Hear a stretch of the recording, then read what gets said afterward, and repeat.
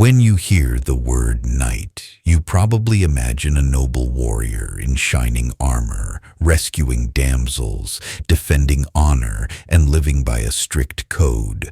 But the truth? Knights were often ruthless, greedy, and sometimes terrifying men who lived by the sword and thrived on violence. Their world was one of war, power, and survival.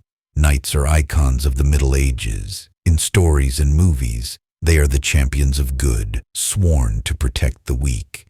But medieval Europe was not a fairy tale. It was a brutal society where war was constant and knights were at the center of it all. To understand the reality of these warriors, we have to strip away the legend and look at how they lived, fought, and ruled. A boy destined for knighthood began training at around 7 years old. He would serve as a page, learning not just manners and etiquette, but also how to ride horses, hunt, and fight with basic weapons. At 14, he advanced to the role of squire, attending a knight directly, cleaning armor, sharpening swords, carrying shields, and even riding into battle to support his master. By his early 20s, if he had proven his bravery and skill, he could be knighted. The ceremony looked grand and holy, with oaths and blessings, but behind it all, knighthood was less about honor and more about status, land, and wealth. Because in reality, knights were not the guardians of peace. They were the enforcers of violence. Medieval warfare was not just about great battles between kingdoms. It was also about raiding enemy lands, burning villages, taking food, and terrorizing the population. Knights excelled at this kind of warfare. For ordinary peasants, the sight of mounted knights wasn't comforting. It was often horrifying. Knights also had a very practical reason for fighting: money. Capturing wealthy opponents for ransom was a far more profitable business than simply killing them. In fact, ransom culture shaped the way wars were fought.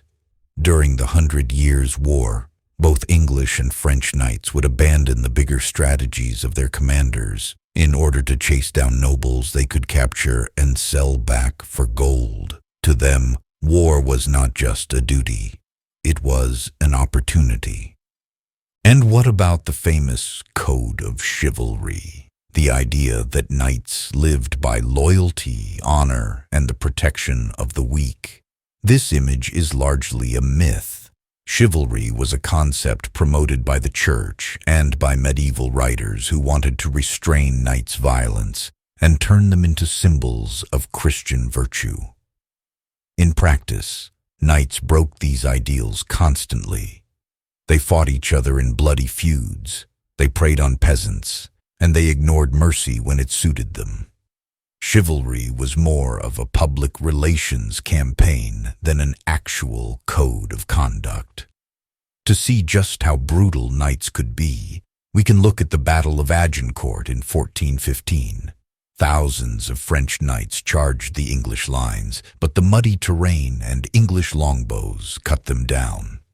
Hundreds of knights were captured, but when King Henry V feared that they might rally and overwhelm his smaller army, he gave the order to execute them, his own prisoners of war. Even the most powerful knights could find themselves victims of cold strategy. Honor had no place when survival was at stake. Knights also took part in crusades, tournaments, and endless local conflicts. Some became heroes in the eyes of their contemporaries, but many were little more than heavily armed warlords. A knight with land and men under his command could terrorize entire regions, demanding taxes and enforcing his will.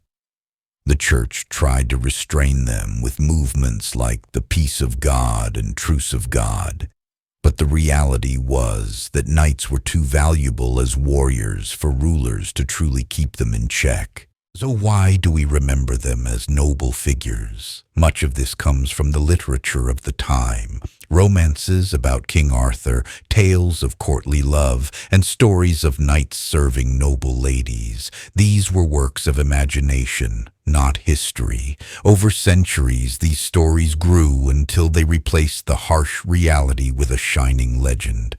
The knight of the poem or the novel was far more appealing than the knight who raided villages and demanded ransom.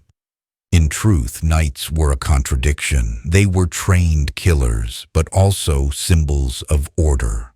They were bound by oaths, but often broke them. They were admired, feared, hated, and respected all at once. They could be protectors, but more often they were predators. And yet, without them, medieval society would not have functioned. Kings relied on knights to wage war, nobles relied on them to enforce their power, and the church tried to shape them into Christian warriors for God. So next time you picture a medieval knight, remember, he wasn't a flawless hero in shining armor.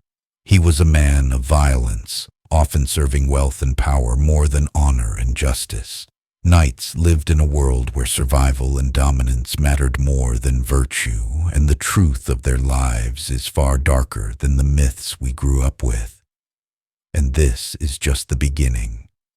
The Middle Ages are full of hidden stories, secret societies, brutal punishments, and legends that blur the line between fact and fiction. History is stranger and darker than you might imagine.